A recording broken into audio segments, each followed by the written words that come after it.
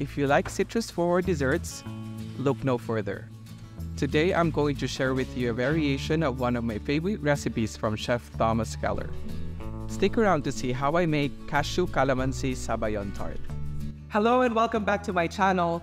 I love citrus-forward desserts, and one of the best recipes I found online is Thomas Keller's Lemon Sabayon Tart. So today we're going to make that tart Filipino. Let me show you how I make my Cashew Calamansi Sabayon Tart. Without further ado, let's get started. In a large skillet on low to low medium heat, I added my raw cashews. You can buy roasted cashews, but I usually buy mine and roast it myself. Because 1, it's cheaper to buy them raw, and 2, it's a lot fresher. But if you want to skip this step, you can definitely buy roasted cashews as well. I cook this for about 4 to 6 minutes while constantly stirring, or until the cashews are lightly golden and you can smell the buttery aroma from the cashews. Then I transfer it to a food processor with a little bit of flour and blend it until you end up with a fine cashew meal. Transfer that in a bowl with the rest of the flour. Then we add sugar, salt, eggs, and my homemade vanilla extract.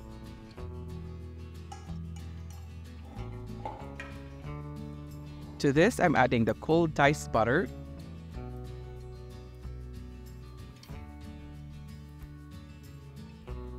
and with clean hands, I work on the dough.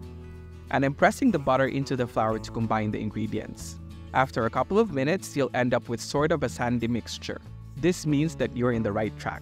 Depending on the humidity, you may need to add a couple of tablespoons of cold water.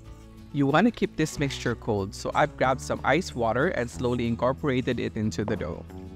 What you want is the dough to be able to come together and not break apart. Then we need to let the dough rest and continue to chill it in the fridge. So I'm dividing the batter into 2 separate plastic wraps and forming it into a square.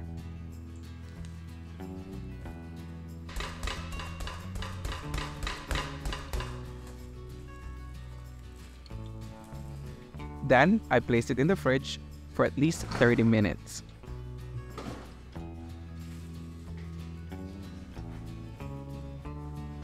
Okay, so the 30 minutes is up and I now have 2 tart trays. And I'm grabbing a chunk of the dough and form it into the tart tray to create the crust. This dough recipe is forgiving, so don't be scared if you feel like you haven't created the dough properly. As long as you get the big chunks and you are able to form that into the tart shell, it'll end up tasty.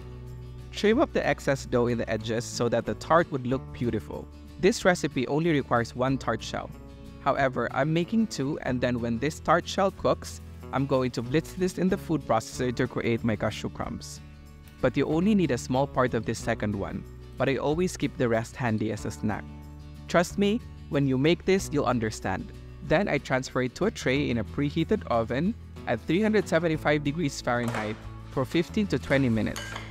I usually like my tart a little toasted and a little overcooked, so that I can taste the roasted cashews better. But if you like your dough a little bit softer, 15 minutes should be good enough. Then I take it off from the oven and let it rest. Let's work on the filling. Today I'm using Manila Gold 100% pure calamansi juice. This is not sponsored and I was skeptical at first, but if you look at the ingredient list, the only thing there is calamansi juice. I also tasted it, so I know it's legit. In a bowl, I added in the eggs, the egg yolks, and some sugar. I then whisk it to incorporate these ingredients.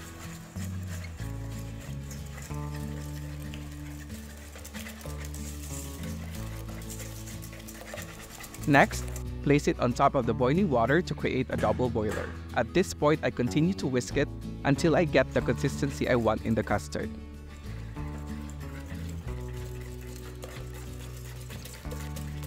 I have half a cup of calamansi juice, which I'm adding in 3 batches.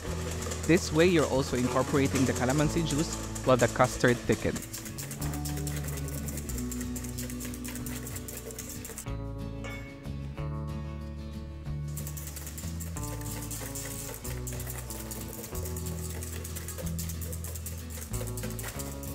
When the custard is lighter and you can now create ribbons like this, I add the last third of the calamansi juice. Then, give it a final whisk and remove it from the double boiler.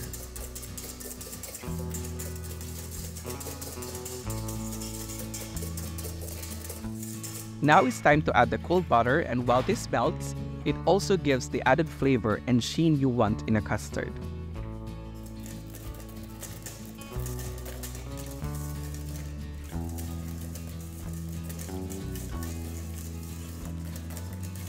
Then I pour it to the cooled tart and use my spatula to make it as even as possible.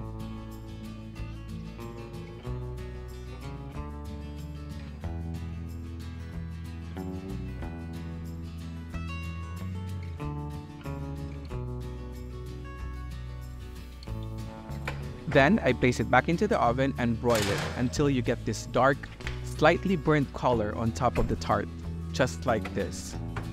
Tell me it doesn't look good, guys. I mean, come on.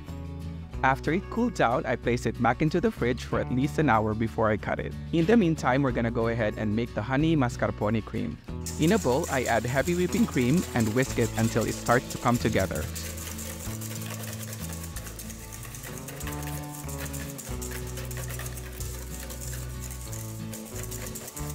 Then I add in a couple of tablespoons of mascarpone cheese and continue to whip this together.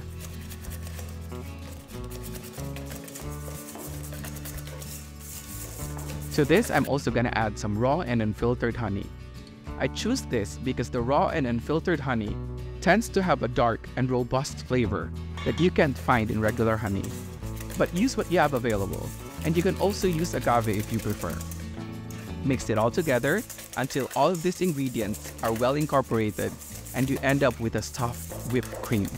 For the final step, I am crumbling the second tart and place it in a food processor and blitz. I gently pulse it because I want the combination of small and large chunks.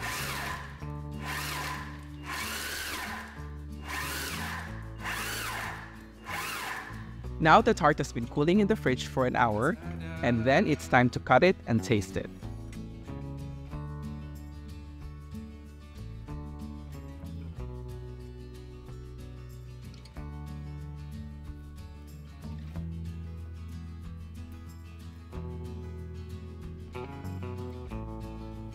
I grab a piece and transfer it to a small plate. Add some crumbs on the side for the added flavor and texture.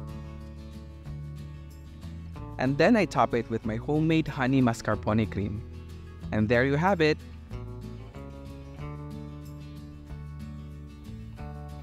This is my cashew calamansi sabayon tart.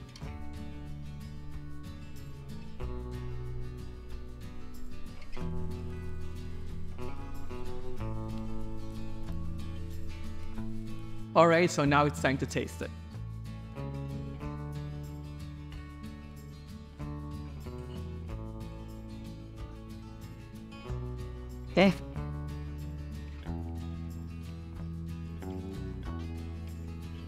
I've made this 1,000 times and honestly, I'm still so shocked every time I eat it. The first thing that you're gonna taste is really that bright citrus flavor from the calamansi. It's really nice because it's really citrus forward, which I like. And the crust is also perfect as well. You can really taste the cashew.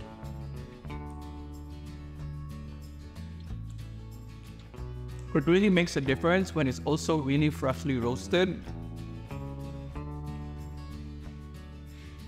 Plus it's cheaper too, you know?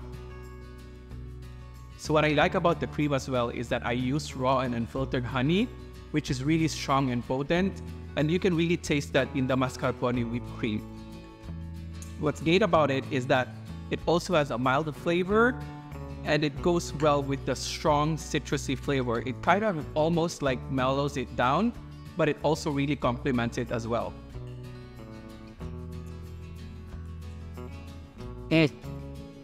Guys, if you really like citrusy desserts, I think this is it. You should try this. I hope you enjoyed this video and let me know in the comment section below what I should make next. I'll see you on the next one. Bye!